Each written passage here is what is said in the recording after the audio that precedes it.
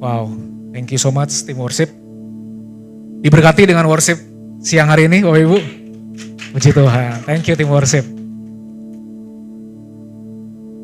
Oke Bapak Ibu Saudara, kebetulan gembala kami lagi pelayanan ke Lampung. Jadi tidak ada di tempat ini, tapi ada wakilnya Bapak Ibu. Kalau Bapak Ibu mau cari, ini orangnya di depan. Gitu ya. Bapak Ibu Saudara, topik atau tema bulan ini kita akan membahas tentang identity atau tentang identitas. Ada yang hadir di minggu lalu, datang ibadah mendengar Pastor Edwin Yahya, hadir ya? Masih ingat banget ya apa? Minta, cari, ketok. Gitu. Itu menggambarkan sebuah journey atau perjalanan keintiman kita dengan Tuhan. Bapak Ibu Saudara, identitas di dalam Tuhan tuh banyak banget, betul gak? Entar kadang-kadang kita jadi hamba Tuhan, kok kadang-kadang jadi sahabat, betul? Kadang-kadang jadi mempelai, apalagi? Terang dunia, garam dunia, apalagi? Ya pokoknya itulah, banyak. Nah kebetulan saya tidak membahas salah satu dari itu saudara. Udah disebutin tapi saya gak bahas. Saya akan membahas apa saja kira-kira yang bisa merusak identitas kita. Jadi sebelum nanti hamba-hamba Tuhan lain menyampaikan kebenaran firman tentang identitas ini, kita udah ngerti dulu, kita tuh rusaknya di mana, gitu ya. Judulnya agak-agak aneh, nyeleneh, nggak enak mungkin. Gambarnya juga ekstrim ya, kayak jeritan terdalam dalam jiwa manusia gitu, serem banget gitu ya. Saya beri judul Lubang Jiwa Bapak Ibu Saudara. Mungkin sebagian besar Bapak Ibu Saudara sudah mendengar khotbah ini berkali-kali mungkin. Mungkin ada juga yang baru pertama kali dengar juga. Tapi saya yakin Bapak Ibu Saudara yang udah dengar beberapa kali pun belum tentu sudah lulus bagian ini. Ada amin? Ada ya? Saya kira cuma saya doang gitu. Saya pun menyampaikan ini juga masih berproses Bapak Ibu Saudara. Setiap hari, setiap waktu diperhadapkan dengan keadaan diri saya yang masih banyak kurangnya. Sebelumnya saya belum perkenalan ya. Mungkin ada Bapak Ibu Saudara yang baru pertama kali melihat saya. Nama saya adalah Billy Hartadi. Usia saya, kasih tahu gak ya? 36 tahun ini. Dan puji Tuhan 2024 saya laku Bapak Ibu Saudara. Dan ini adalah istri saya. Gitu. Dan itu aja mungkin perkenalannya dan saya bisa lanjut ya. Untuk masuk ke materinya.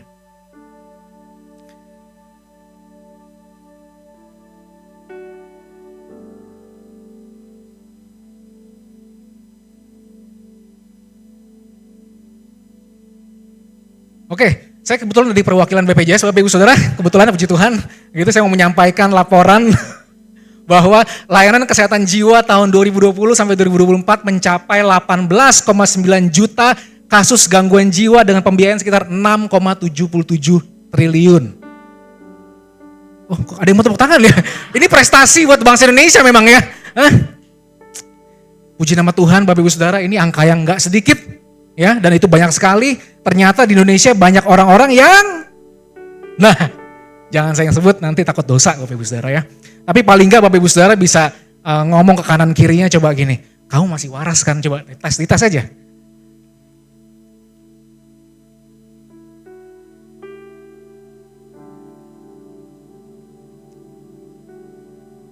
Keselamatan jiwa. Kita baca sama-sama ya. 1, 2, 3. Sekalipun kamu belum pernah melihat dia, namun kamu mengasihinya. Kamu percaya kepada dia, sekalipun kamu sekarang tidak melihatnya. Kamu bergembira karena sukacita yang mulia dan yang tidak terkatakan. Karena kamu telah mencapai tujuan imanmu, yaitu keselamatan jiwamu.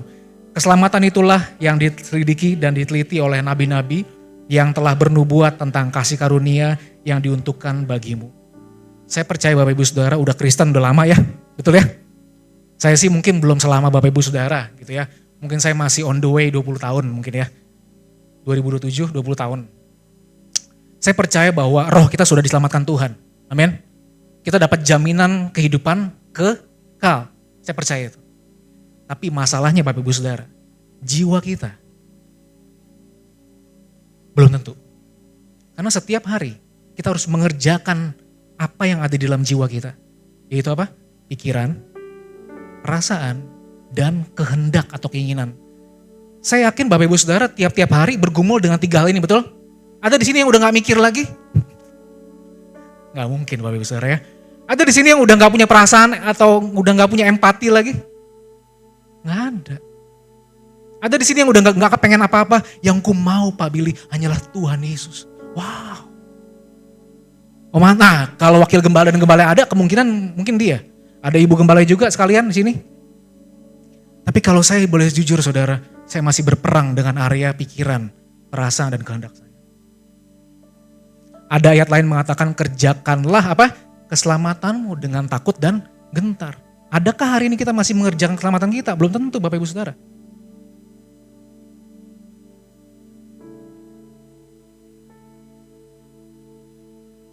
Kok kesini lagi? Ya.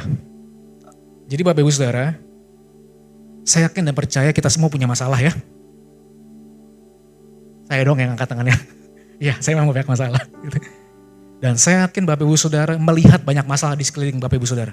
Bukan cuma Anda yang mengalami masalah, tapi yang lain juga mengalami masalah yang banyak. Betul?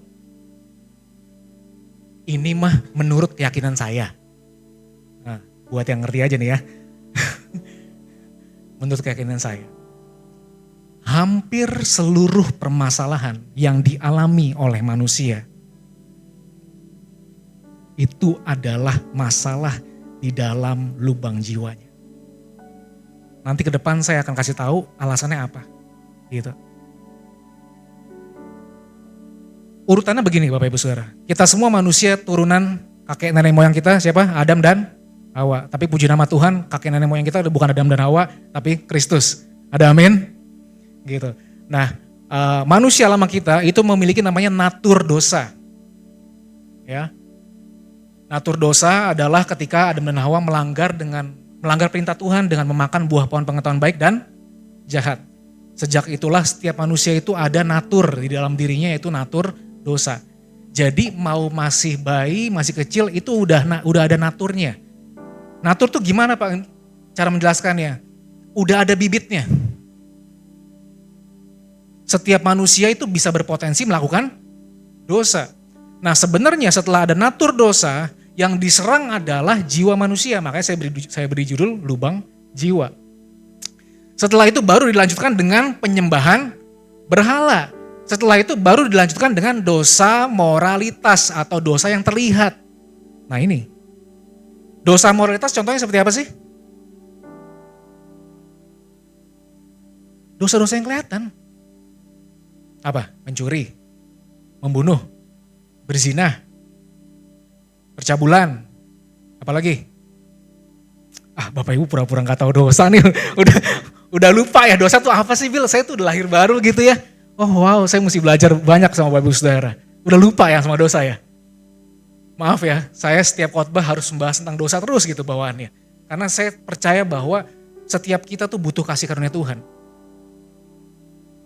Dan orang yang butuh kasih karunia Tuhan adalah orang yang sadar bahwa dirinya itu pernah ditebus akan dosanya. Kalau kita udah ngerasa benar, gak mungkin kita menangis. Kalau kita mendengar kata kasih karunia Tuhan, gak mungkin. Hanya orang yang ngerasa bahwa Tuhan aku masih ada salahnya nih. Aku masih perlu dikoreksi, aku butuh Engkau Tuhan. Baru kasih karunia bisa turun. Tapi kalau kita udah merasa benar duluan, gak bisa. Baru ujung dosa moralitas ini adalah maut. Yang biasa kita pusingin, yang biasa kita stresin, yang biasa kita judge adalah pasti kita sibuk mengenai dosa moralitas. Betul nggak? Karena kelihatan. Pak, kok ada sih Pak orang-orang yang sejahat itu? Pernah nggak sih kita lagi ngumpul gitu ya, lagi ngomongin orang gitu, enak ya ngomongin orang? Enggak, di sini nggak ada lah ya. Kita lagi ngomongin gitu, kok bisa ya orang tuh bisa sekejam itu ya? Kok tega ya dia melakukan itu ya? Atau mungkin gak usah orang jauh lah, orang terdekat lah yang berpotensi untuk nyakitin kita. Kok bisa ya? Dia padahal sudah aku kasihi, sudah tahu kebenaran firman pula. Sama-sama ibadah, duduk bareng loh di sebelah saya. Kok kok bisa ya dia tega-tega melakukan hal itu? Atau gini, yang orang tua yang punya anak datang gitu ya, Pak kok anak saya kok nakal banget ya Pak? Emang nakalnya gimana Pak, Bu? Iya dia tuh memberontak sama orang tua. Dia tuh wah pokoknya udah pergaulan bebas gitu. Oh pulangnya malam terus. Bahkan kadang-kadang gak jarang pulang pagi. Pak tolong doain anak saya supaya bertobat. Supaya dipulihkan dari dosa-dosa dan tabiat lamanya. Ya kan? Kita semua gitu ya. Ada masalah, ada problem, ada dosa, ada penyimpangan, kita fokus di apanya? Dosanya. Padahal dosa itu adalah yang permukaan yang kelihatan. Akar yang di bawahnya adalah apa? Lubang jiwa atau di dalam hatinya yang bermasalah. Betul? Nah,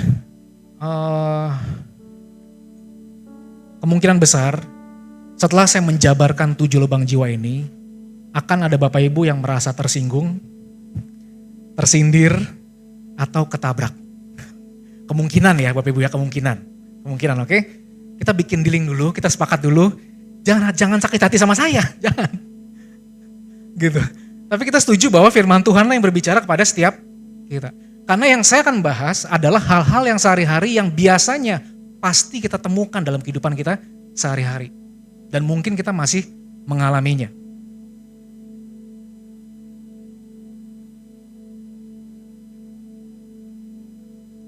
Saudara siap? Siapnya agak-agak, ya Pak. Ini gak ada khotbah berkat Pak. Oh sorry Bapak Ibu, nanti di akhir aja ya. Di terakhir aja. Sekarang kita disayat-sayat dulu sama pedang roh gitu ya. Lubang jiwa yang pertama ini adalah fear. Semua ayatnya Bapak Ibu Saudara gampang nyatetnya. Ini semua ada di Kejadian 3 ya. Which is ini adalah ayat yang udah sering lama banget kita pernah dengarkan gitu ya. Kejadian 3:8, ketika mereka mendengar bunyi langkah Tuhan Allah yang berjalan-jalan dalam taman itu pada waktu hari sejuk, bersembunyilah manusia dan istrinya itu terhadap Tuhan Allah di antara pohon-pohonan di dalam taman. Kira-kira kalau konteksnya Adam dan Hawa bersembunyi, apa yang dirasakan oleh jiwanya? Ya takut lah, betul gak? Kenapa orang takut? Ya karena ada mungkin dia merasa bikin salah mungkin gitu ya. Tapi yang pertama kalinya, untuk pertama kalinya Bapak Ibu Saudara, manusia mengalami namanya rasa takut. Pokoknya ciri orang takut, gampang lihatnya. Suka sembunyi. Dipanggil Tuhan, nak kamu di mana nak? Oh entar dulu ya Tuhan, saya lagi sibuk. Asik. Ditawarin tugas pelayanan, maaf ya Pak Pendeta, saya sibuk. Wow.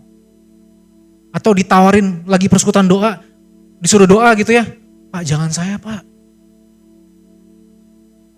Besok, bukan besok, bulan depan kita ada retret, mau gak kamu ikut bertugas? Atau di depan sana kita ada charity, mungkin ada pelayanan gitu ya, mau gak kamu?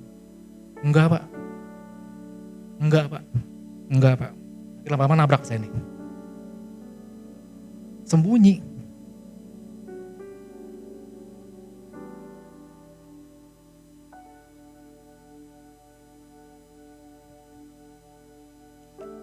Orang yang jatuh di dalam ketakutan pasti akan selalu mencari kebutuhannya itu di rasa aman dan perlindungan. Ada gak Bapak Ibu Saudara yang sini udah bebas dari rasa takut? Hah? Ada gak? Takut apa sebutin?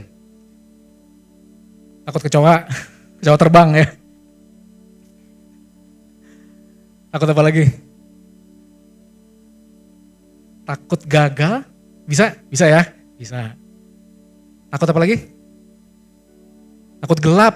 Nah, kayak saya dulu tuh kayaknya tuh. Takut apa lagi? Takut miskin, takut gak punya uang. Nah, kan?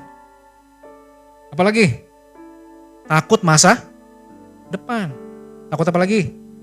Takut setan ada? Ada takut setan? Masih ada takut setan? Habis ini Bapak Ibu Saudara ke bawah, minta Pak Anton doain. Kalau masih ada takut setan ya, kebangetan banget ya. Takut apa lagi? Takut ditinggal pas lagi sayang-sayangnya. Iya. Nih khotbahnya anak muda banget ya, padahal di sini udah Bapak Ibu, biarlah Bapak Ibu Saudara kalau emang ini bisa sedikit flashback ke belakang. Takut apa lagi? Takut ditolak bisa nggak? Bisa. Kita akan melakukan berbagai macam cara, apapun kita lakukan untuk nutupin rasa takut kita.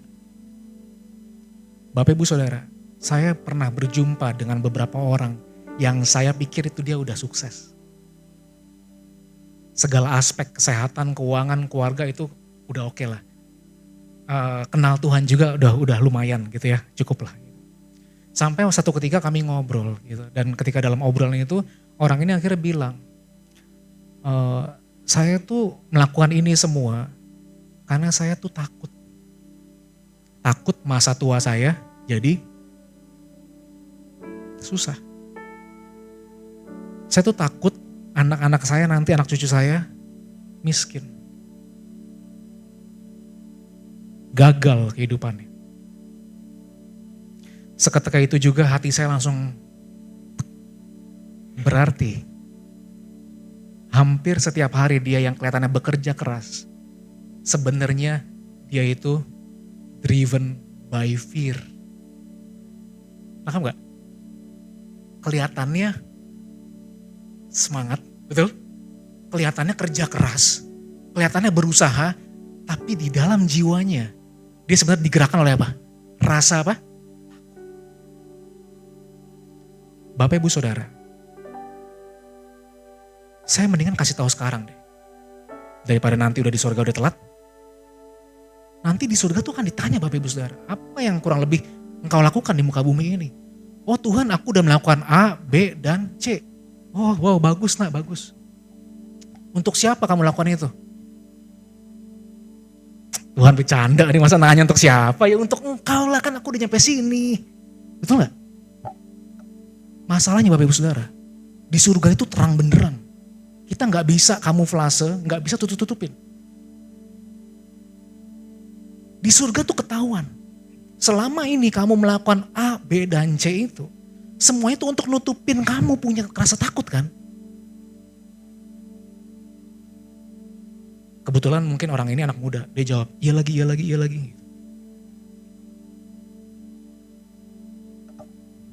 Orang-orang takut ini selalu kebutuhan nyarinya apa? Rasa aman. Dia tuh sangat suka namanya comfort zone. Dia peluk itu rata-rata, gak mau kalau gak nyaman. Mau keluar dari zona nyaman? Ikutlah pelayanan misi. Saya juga bertobat di pelayanan misi. Saya itu termasuk orang yang sangat cinta zona nyaman. Ketika saya pergi misi bersama salah satu bapak yang ada di tempat ini, seketika zona nyaman saya hancur lebur Bapak Ibu Saudara. Semua standar saya hancur lebur. Takutnya bukan main, tapi saya berusaha untuk terobos karena saya percaya kasih Tuhan lebih besar daripada ketakutan saya. Saya gak mau cari lagi aman, cari nyaman gitu, udah mulai berkurang. Yang kedua, shame. Kejadian 3 ayat 7, maka terbukalah mata mereka berdua dan mereka tahu bahwa mereka telanjang. Lalu mereka menyemat daun pohon ara dan membuat cawat.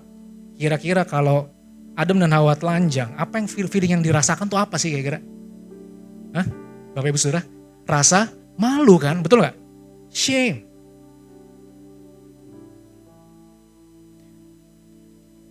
Saya gak tahu, mungkin ada gak dari Bapak Ibu Saudara yang dulunya pernah dipermalukan? Di depan umum? Dipersalahkan di depan umum tuh gak enak loh ya, bener ya? Kan kita selalu bilang, kamu kalau mau tegur tuh, apa namanya? One on one dong ya, jangan di depan umum gini kan harga diri saya nih. Wih, masih pakai itu ya, harga diri ya. Harga diri saya loh ini, saya dipermalukan loh ini. Nah di sini muka-mukanya kan saya nggak tahu nih mana yang ngaku, mana yang enggak, saya nggak tahu. Tapi kalau Bapak Ibu Saudara merasa ini lubang jiwa Bapak Ibu Saudara, ciri itu gampang banget, cirinya gampang banget. Ketika engkau dipuji, engkau nagih nggak pengen lagi. Ini tenang aja Bapak Ibu, saya tidak ngomongin Bapak Ibu Saudara, ini lubang jiwa saya.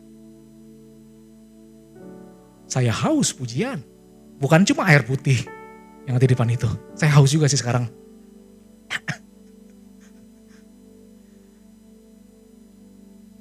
pujian, hormat, dan rasa berharga. Oh Bapak Ibu Saudara, kalau ada orang yang tidak menghormati saya, tidak ada yang merespek saya, hati saya itu begitu kesal, begitu marah, kecewa luar biasa. Tapi sebaliknya, kalau ada orang yang puji saya, ada orang yang kasih hormat sama saya. Billy tadi kamu pelayanannya bagus banget. Di luar nih saya ngomong, itu Tuhan. Pas pulang lagi naik motor, itu saya. Gitu loh. Saya juga gak pengen begitu, tapi kayaknya itu saya deh yang diomongin deh. Enak juga ya pujian ini ya. Bapak Ibu Saudara, ketika saya dapat pujian, saya akan lakukan pelayanan yang lebih dahsyat lagi. Saya akan kulik materi lebih dahsyat lagi supaya apa? Apakah nama Tuhan dipermuliakan? Supaya saya selesai pelayanan ada yang kasih apresiasi saya, minimal ada yang komen kayak di kolom komen. Kalau saya selesai khotbah ini gak ada yang komen, waduh. Anda menguji lubang jiwa saya. Tapi gak apa-apa, itu bagus buat saya. Jangan sembah saya, sesat ya. Tapi saya mau bilang, itulah yang dicari orang-orang kan.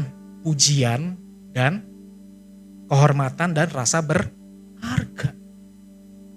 Atau sebaliknya Bapak Ibu Saudara, Pak, saya mah tidak suka dipuji-puji. Malahan saya merasa kalau ada orang puji saya ngerasa aneh. Wow, Bapak Ibu Saudara, saya ketemu dengan orang model begini. Ketemu saya. Oh ada ya? Ada banget ya. Sabarlah istriku, kita bertobat bareng-bareng. Ketika dipuji, itu kayak ada benteng yang kayak gak masuk gitu loh. Kayak jangan-jangan, kamu puji saya ada maunya kan. Itu pikiran kita tuh jalan begitu loh. Padahal ketika ada roh Allah dalam tinggal dalam diri kita, gak bisa enggak orang akan melihat buahnya kehidupan kita. Amin. Gak bisa enggak kita dapat pujian. Karena apa? Yang dia lihat adalah Kristus dalam dirimu. Permasalahan adalah pujian itu harus kita kembalikan kepada Tuhan. Jadi yang demen dipuji salah, yang nolak pujian juga. Sekarang saya mulai berdamai ketika ada orang bilang, Billy kamu ganteng banget, terima kasih.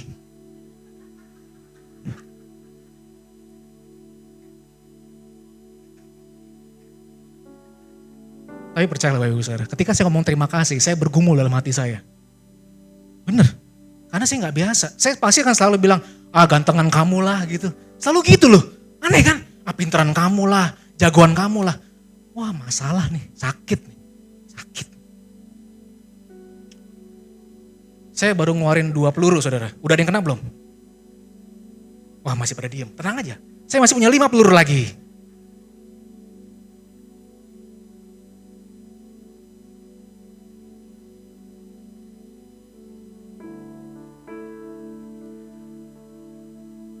Kejadian 3:10 bilang, ia menjawab ketika aku mendengar bahwa engkau ada dalam taman ini, aku menjadi takut karena aku telanjang sebab itu aku bersembunyi.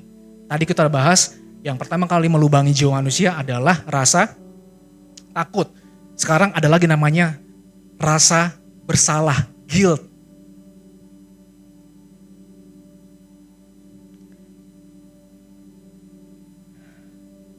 Ini semoga disampaikan bisa dengan baik ya.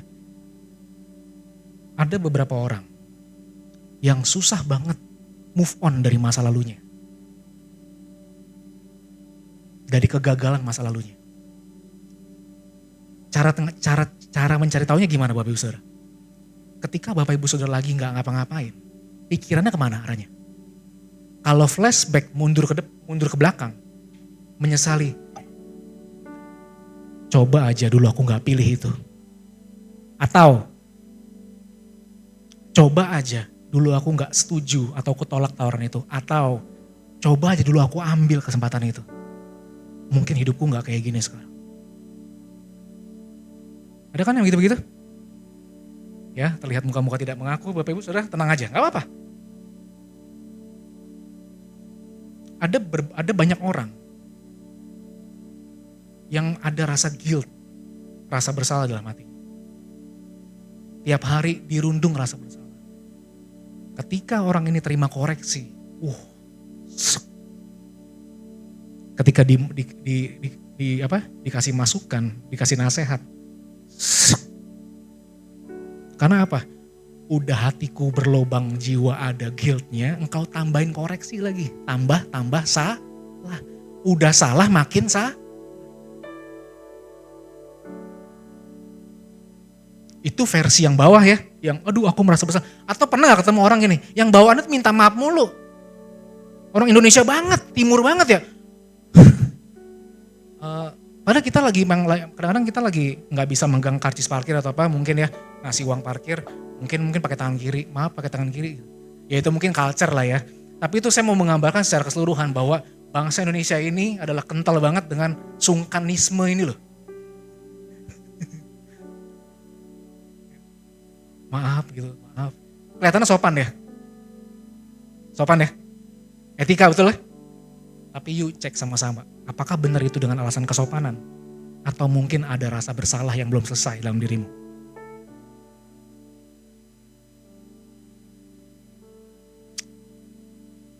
Nah, tadi versi yang versi yang rasa bersalah.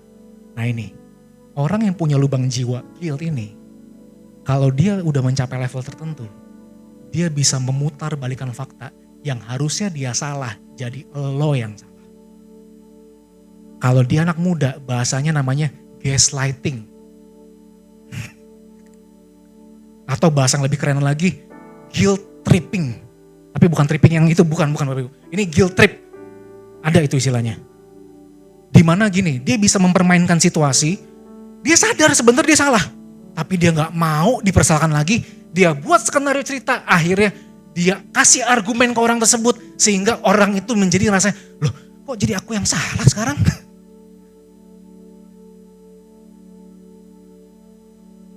Ketemu orang-orang begini di pelayanan, di studi, di kantor ketemu. Atau mungkin di keluarga mungkin, waduh parah banget kalau di keluarga ya. Gak mau disalahkan. Jadi ketika dia gak mau disalahkan, dia menyalahkan orang. Bahasa zaman sekarangnya gampang banget dia ngomong sekarang, wah Pak itu NPD gitu ya. Ini yang udah kuliah capek-capek psikolog gitu ya. Orang gampang banget sekarang ngejudge gitu NPD. Padahal kan harus dicek dulu ya, bener gak? Harus dicek dulu gitu. Sekarang apa-apa NPD lu gitu. Tapi itulah kejadiannya. Ya. Dan yang keempat, lonely. Kejadian 3:12 manusia itu, tadi yang rasa guilt ini kebutuhannya adalah rasa pengampunan dan penerimaan. Itu yang dibutuhkan jiwanya. Yang keempat, lonely. Manusia itu menjawab, perempuan yang kau tempatkan di sisiku, dialah yang memberi dari buah pohon itu kepadaku, maka aku makan. Kenapa saya berasumsi ini adalah lonely? Karena ketika Adam ditanya, kenapa kau makan itu, buah itu? Tiba-tiba Adam ngomong kan, tuh perempuan yang kau tempatkan di situ, yang nyuruh aku makan. Ya aku makan lah, lapar kali.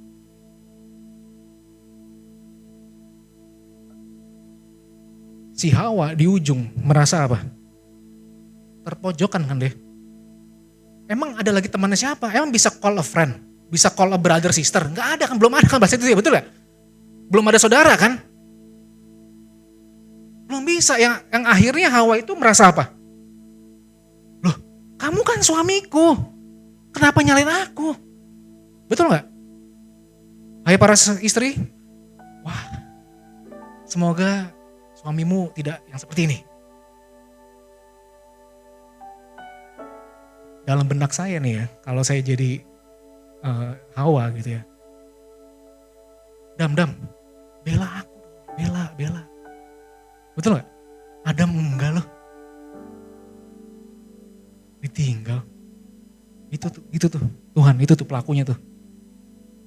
Untuk pertama kalinya, manusia merasakan lonely sendiri. Udah gak ada daya juga. Oh Bapak Ibu Saudara, generasi kita hari-hari ini, saya bisa katakan, adalah generasi-generasi yang kesepian loh, sebenarnya.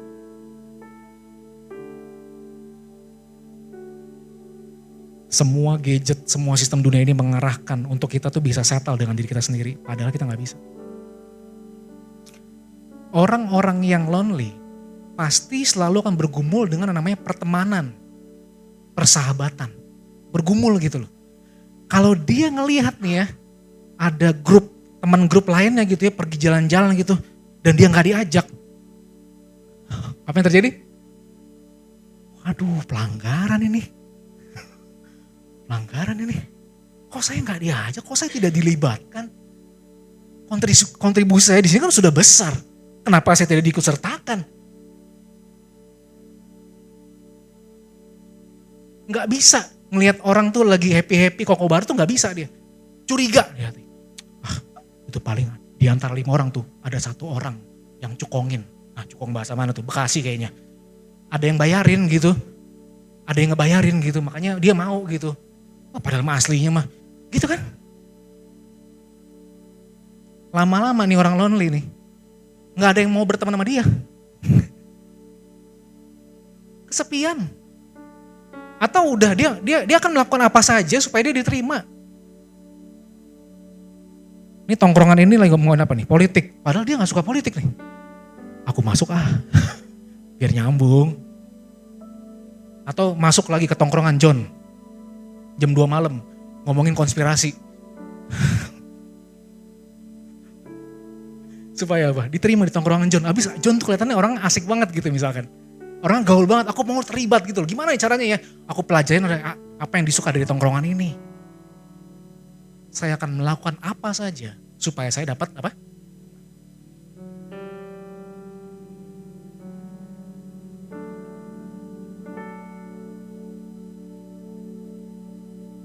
Yang kelima, rejected atau tertolak. Lalu Tuhan Allah mengusir dia dari Taman Eden supaya ia mengusahakan tanah dari mana ia diambil. Ya udah ini mah gampang ya Bapak Ibu ya. Apa sih perasaan ketika diusir? Ya rasa tertolak lah, bener gak? Rasa gak diinginkan, betul ya? Orang-orang yang rejected, orang-orang yang ada benih rejection di dalam dirinya, pasti nanti kalau udah tumbuh dewasa, udah besar, jadi anak yang pemberontak Bapak Ibu Saudara.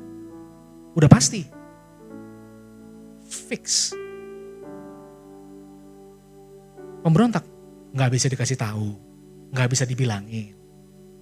Atau iya mak, iya pak, kagak dilakukan di akhir itu gitu tuh biasa itu.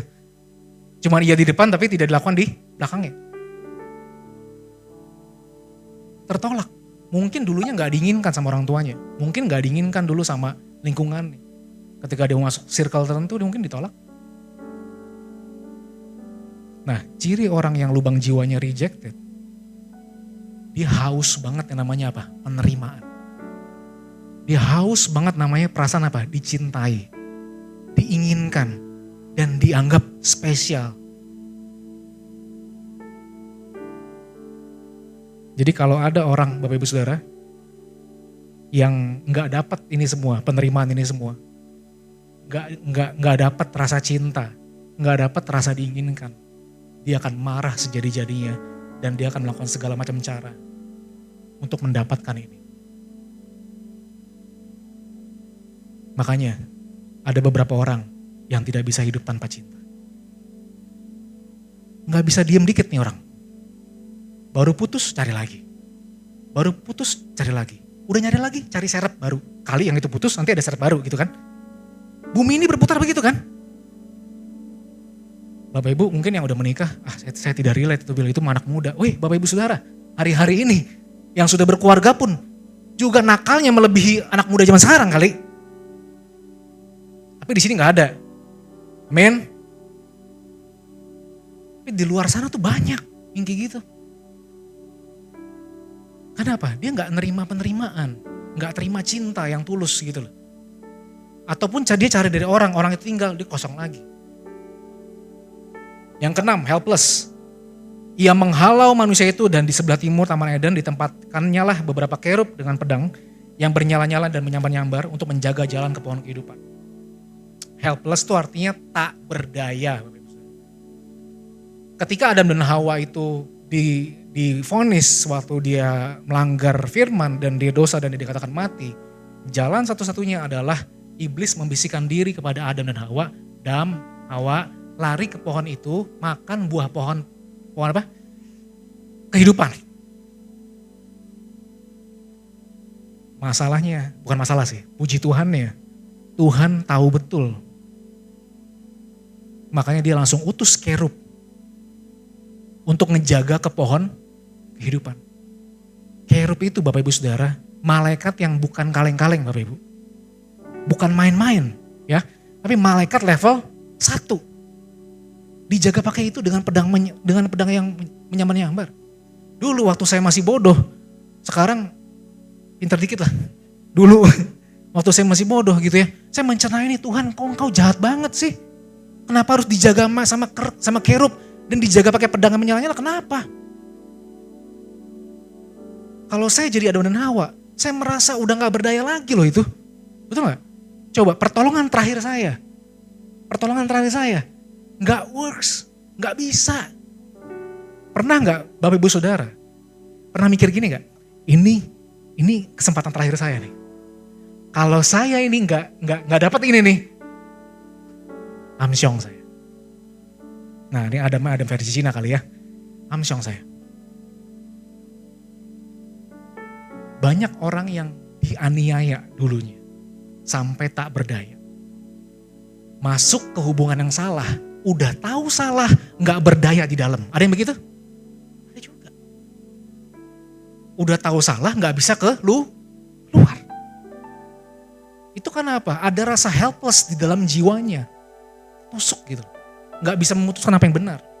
Yang dicari adalah apa? Power, kekuasaan, backingan, uang, dan rasa kendali. Dia akan melakukan segala cara supaya dia dapat uang banyak. Dan ketika uang itu udah banyak, dia punya apa? Kekuasaan. Dia bisa mengendalikan banyak hal. Atau gini deh Bapak Ibu Saudara, pernah gak ketemu orang yang kayaknya bangga banget kalau dia tuh kenal pejabat tertentu. Kenal anggota tertentu gitu ya. Anggota polisi, TNI. Tahu gak, saya tuh kenal ini loh. Relasi saya tuh ini disebutin sama dia. Atau versi rohaninya, tahu gak Bapak Ibu Saudara, saya tuh kenal loh pendeta luar negeri. Saya pernah pelayanan bareng sama dia. Asik. Saya juga kenal pendeta-pendeta terkenal di Indonesia. Dia menganggap itu adalah backingan. Kenapa? Lubang jiwanya adalah apa? Dia akan cari orang-orang yang punya power untuk supaya dia juga punya backing.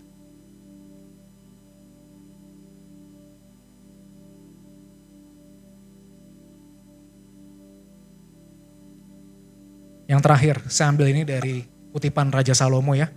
Emptiness, yaitu kekosongan. Bapak Ibu Saudara, keenam lubang jiwa tadi yang saya sebutkan, itu bermuara di satu lubang jiwa yang paling besar, yaitu namanya apa? Kekosongan. Nih ya, ini kata orang yang udah pernah sukses ya. Pasti pengen kan kalau ketemu orang sukses kan nanya kan, tips and triknya dong. Kasih tutornya dong biar gue kaya, betul gak? Kasih portofolio lu dong, gitu kan ya. Nah ini orangnya, gitu ya. Tiba-tiba dia bilang gini, jadi sebagai penasihat yang menulis semua ini aku berkata, segala sesuatu dalam hidup ini, apa? Sia-sia. Gimana bos? Mana tutornya? Mana cluenya, mana tips and triknya? Dia bilang segala sesuatu, apa? Sangat sia-sia. Kata sia-sia ditemukan dalam pengkhotbah itu banyak banget Bapak Ibu Saudara. Tapi lucunya, ada beberapa orang yang udah tahu firman ini, masih penasaran mengejar apa yang Salomo kejar. Lucu kan? Padahal tahu loh, Salomo tuh melakukan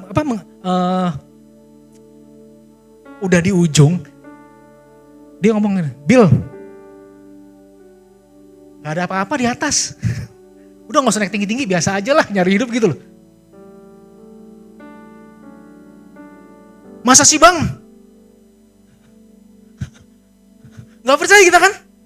Ini penulis udah ngomong. Udah mencapai puncak kesuksesan. Kamu cari apa? Harta. Unlimited. Udah tidak ada nomor serinya. Mau cari cinta? Waduh. Raja Salomo ditanyain soal cinta. Berapa Pak Anton bininya? Banyak tuh. Sampai ngasih nyebut ya.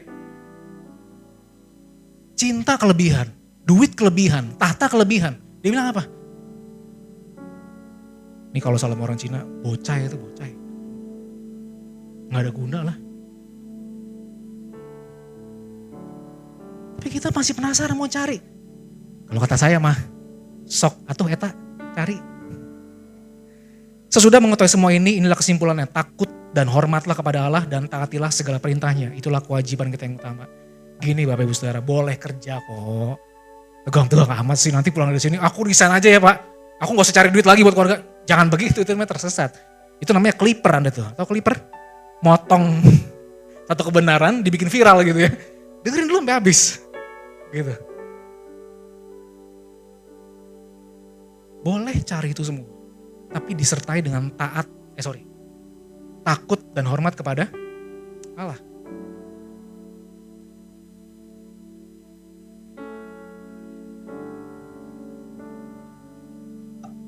Lubang jiwa tuh kerjaannya ini, 3 ini. Oke. Yang pertama, manusia akan mencari apapun selain Tuhan untuk menjawab kebutuhan lubang jiwanya. Pertama, cari apapun untuk nutupin apa? Lubang jiwanya. Yang kedua gini, melihat sesama atau apapun dari segi fungsi dan benefitnya. Untuk pertama kalinya manusia jadi transaksi. Kalau ketemu orang, apa ya hal yang menguntungkan yang bisa kuambil dari dia ya? Iya dong, kan harus ada pertukaran dong, bener gak? Kan saya berlubang, isi saya dong, betul gak? Saya lubangnya di A, B, C, dan D, isi saya dong.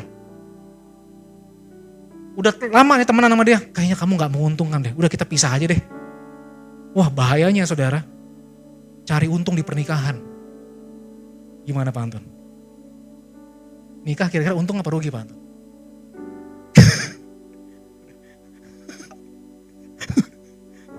Untung, karena di dalam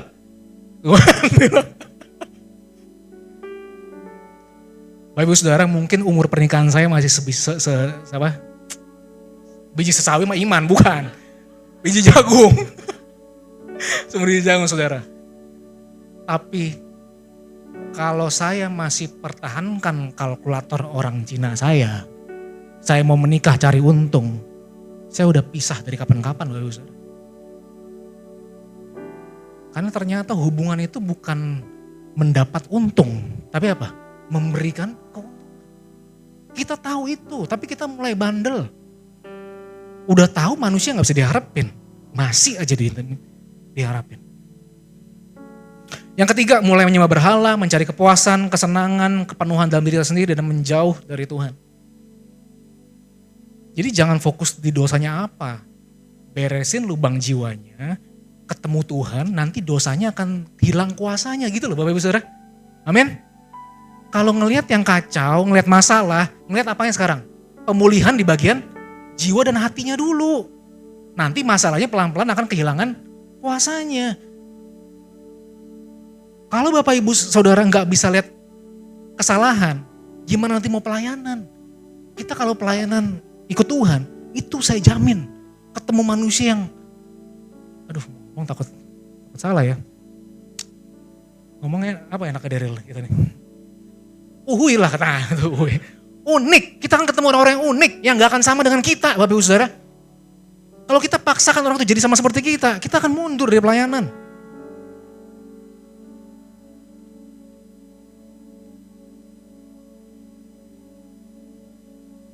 Hamba Tuhan Charles Spurgeon ngomong gini, ketika kita menyadari bahwa segala sesuatu selain Tuhan itu kosong, disitulah kita mulai belajar menghargai Sang Pencipta.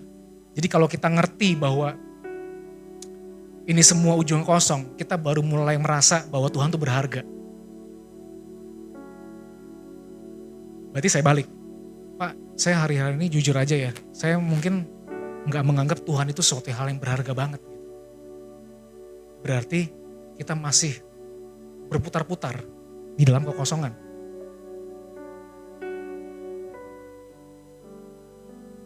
Dipenuhi oleh kepenuhan Allah. Aku berdoa supaya kamu bersama-sama dengan segala orang kudus dapat memahami betapa lebarnya, panjangnya, dan tingginya, dan dalamnya kasih Kristus, dan dapat mengenal kasih itu sekalipun ia melampaui segala pengetahuan. Aku berdoa supaya kamu dipenuhi di dalam seluruh kepenuhan Allah. Paulus berdoa, setiap kita itu penuh. Amin. penuhnya sama apa tapi? Kasih Tuhan, amin. Yang begitu panjang, lebar, dalam, dan kalau ada kata dipenuhi, berarti Tuhan Roh Kudus tahu nggak manusia itu sebenarnya kosong? Tahu nggak dia? Tahu, makanya keluar firman, aku mau penuhin kamu. Karena apa? Kamu tuh sebenarnya kelihatan doang ada isinya, tapi mah dalamnya aku tahu kamu tuh sebenarnya kosong.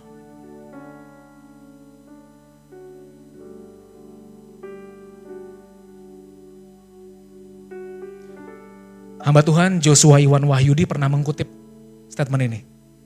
Jawaban atas permasalahan jiwa manusia tidak akan ditemukan pada diri manusia, melainkan Kristus. Saya mau bilang saudara, ketika kita ngandelin orang, pasti ujung-ujungnya apa? Kecewa kan? Kita udah sering dengar khotbah ini ya, jangan ngandelin manusia, betul ya? Ngandelin Tuhan. Tapi kok kita masih ngandelin orang gitu loh. Apa yang bisa diharapkan dari orang yang juga sama-sama berlubang jiwanya? Apa yang diharapkan dari orang-orang yang kosong?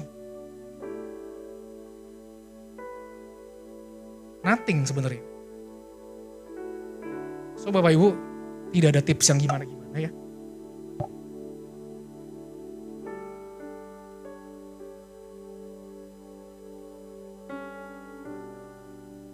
Saya cuma minta untuk kita semua bisa datang kepada Tuhan. Marilah kepadaku semua yang letih lesu dan berbeban berat, aku akan memberikan kelegaan kepadamu. Pikulah kuk yang kupasang dan belajarlah kepadaku karena aku lemah lembut dan rendah hati dan jiwamu akan mendapatkan ketenangan. Saya berani jamin Bapak Ibu, saya udah ketemu beberapa orang yang usianya udah 50, 60, 70, 80, 90, 120. Oh enggak ya, kejauhan ya, kebanyakan. Saya udah ketemu lansia. Ujung-ujungnya orang yang dicari orang tua tuh apa tau gak saudara? Emang duit, harta, cinta yang banyak. Intinya mereka cuma nyari apa? Ketenangan. Atau di sini anak-anak muda udah mulai ada yang kerasa juga. Kak, kayaknya aku butuh ketenangan deh. Jahelah, anak muda butuh ketenangan. Gak boleh. Anak muda tuh harus apa? Antusias. Harus semangat. Biarin yang nyari ketenangan mamamu aja. Gini saudara ya, sibuknya boleh, badainya tetap ada, tapi jiwanya tetap tenang di dalam Tuhan. Amin. Jangan harapin apapun daripada manusia karena semuanya mengecewakan. Dan hanya Tuhan yang bisa menaruhkan ketenangan di dalam jiwamu. Karena semua lubang jiwa itu membutuhkan ketenangan. Akan nyari ketenangan yang di luar Tuhan. Tapi tidak ada semuanya yang kekal ternyata.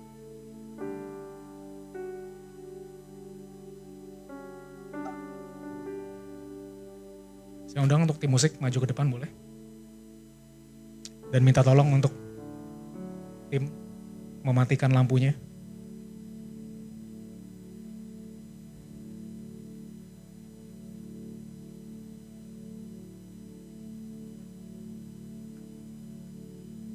Bapak Ibu Saudara, jiwa kita itu gambarannya seperti ini.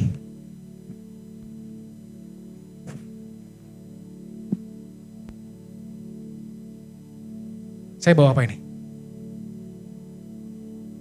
Yuk kita bercocok tanam? Enggak dong. Jiwa kita lubang, banyak berlubang seperti ini. Pak, tadi bahas 7 lubangnya. Ini kayaknya 200 deh Bapak Ibu, banyak banget. Atau siapa di sini Bapak Ibu Saudara yang di antara 7 tadi ada ngerasa saya kayaknya salah satunya deh Pak? Ada? Nggak usah angkat tangan sih, malu nanti takutnya. Atau Pak kayaknya saya 5 deh, atau mungkin saya borong semua Pak, 7-7-nya saya ada Pak, saya ngaku. Saya terus terang ada semua Bapak Ibu Saudara. Saya sadar bejana jiwa saya itu berlubang.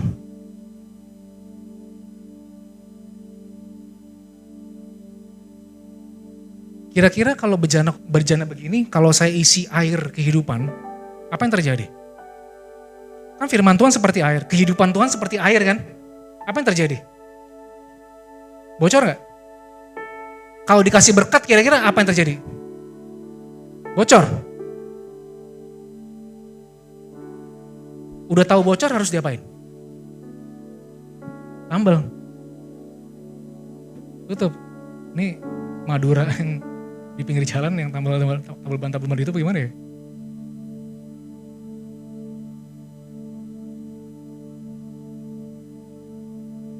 Saya rindunya sih ganti baru Bapak Ibu, tapi saya nggak bawa sampelnya, gimana dong? saya cuma bawa yang berlubang. Biarlah yang diganti baru itu adalah rohmu. Sedangkan jiwamu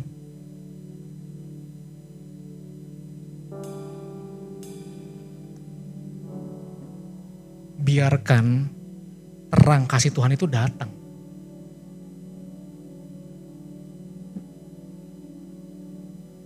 Yesus ada di mana?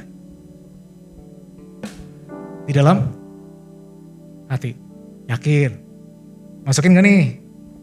Masukin ya.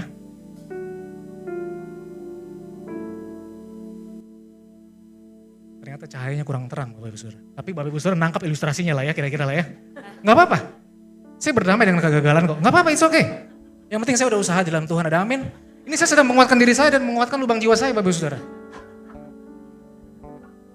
Tapi Bapak Ibu, kalau Bapak Ibu perhatikan, dari lubang itu terlihat siapa? Terlihat terang kasih Tuhan kan?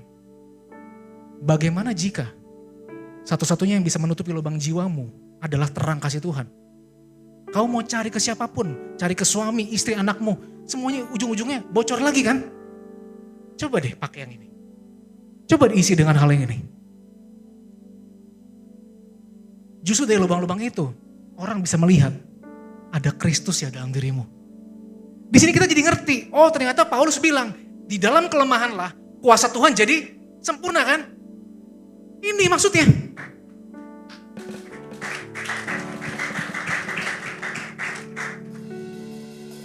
Saya tidak kuasa untuk ngasih tips and trick nutupin lubang jiwa, nggak ada solusi.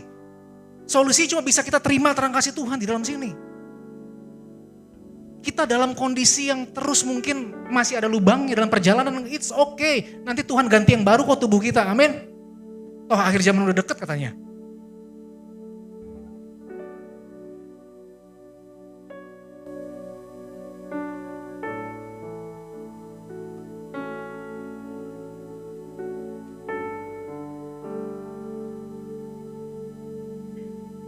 Jadi pelayanan masih mau tunggu sempurna dulu. Tunggu diberkati dulu, tunggu sembuh dulu. Perlu gak kira-kira? Enggak kan? Jalan aja. Ikut Yesus, biarlah Yesus yang memenuhi semua lubang-lubang dan kelemahan di dalam jiwamu. Yang penting sekarang sadari, dari ketujuh tadi, mana lubang jiwa yang paling kuat dalam diri saya. Jujur di depan Tuhan. Sama seperti kalau kita semua ke dokter pasti nanya kan, sakitnya apa Pak, Bu? Gejalanya seperti apa, kita sebutin. Supaya kita sembuh. Amin. Sekarang Bapak Ibu Saudara, mari kita tundukkan kepala.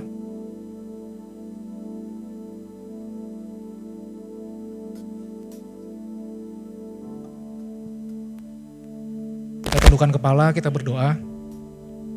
Saya akan izinkan 1-2 menit untuk Bapak Ibu Saudara merenungkan. Tuhan, coba datang jujur di depan Tuhan. Bahwa aku lelah Tuhan. Setiap apa yang kulakukan, ujung-ujungnya gagal lagi. Ujung-ujungnya kosong lagi. Ujung-ujungnya hanya kecewa yang kudapat Tuhan.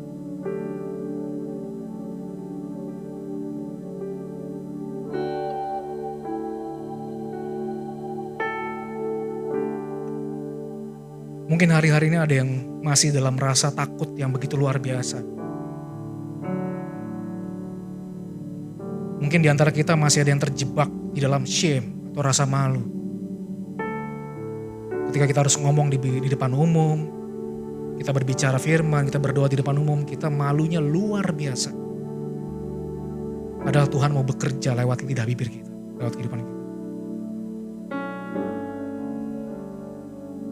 Mungkin Bapak Ibu Saudara ada yang mengalami juga guilt atau rasa bersalah. Yang masih sampai detik ini Bapak Ibu bergumul, hidup dalam penyesalan. Serahkan itu sama Tuhan. Mungkin yang sekarang masih ada beberapa orang yang jiwanya merasa kesepian.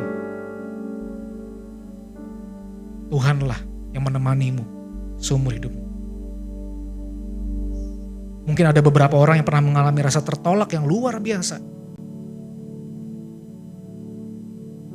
Sampai sekarang masih mendambakan cinta. Masih butuh banget validasi, penerimaan. Pujian, hormat, dihormati orang. Biarlah Tuhan yang menjadi kekuatanmu. Jika ada dalam diri kita semua, ada lubang jiwa helpless atau tidak berdaya, sekarang kamu menjadi berdaya karena Tuhan. Ya. Jika ada dirimu yang mengalami kekosongan, sekarang Tuhan dengan kasih yang begitu besar mau memenuhi hati Bapak Ibu Saudara. Tetap pejamkan mata Bapak Ibu Saudara. Jangan lihat kiri kananmu, fokus sama Tuhan.